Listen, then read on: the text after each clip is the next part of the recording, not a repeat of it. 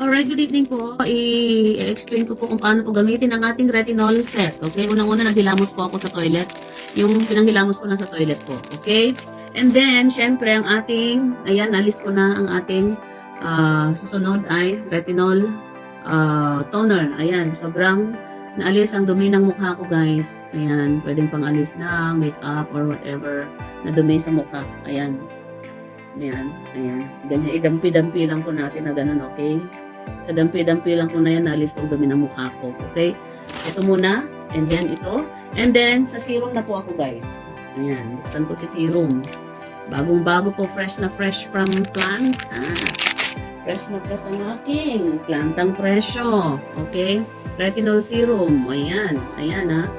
Sa 2, 3, 4, 5. Okay, and then, massage natin, guys. Okay.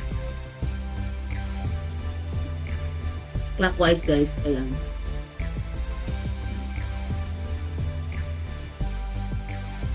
Saka, syempre, ito para, malis ang ating mga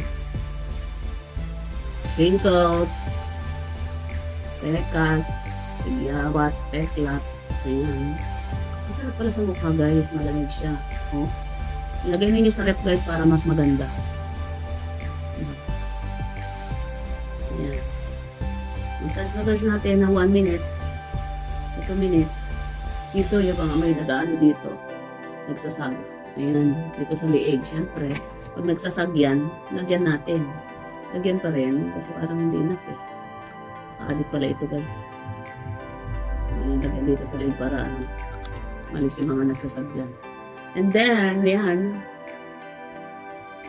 Kaya yung mga na-try ngayong araw, guys, kung alam na ninyong maganda, order na kayo for January 10, guys. Okay? Ayan. Ayan yung mga maraming wrinkles, maraming tigyawat. Ayan. Hintayin natin ng 2 minutes, guys. Para bumatak agad yung mukha ko. O, diba?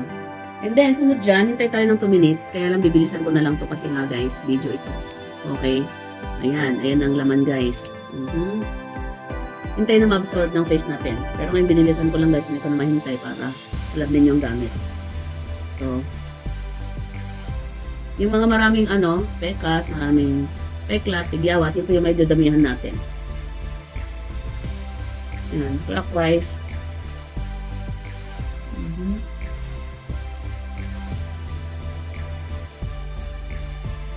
Ayan, dito banda, guys.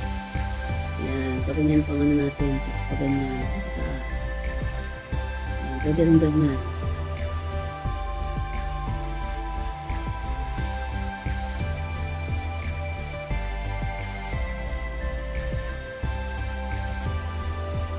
Ayan, ganda, guys. Ayan. Ayan na, guys. Sold out na, guys. Thank you. Bye. Good night.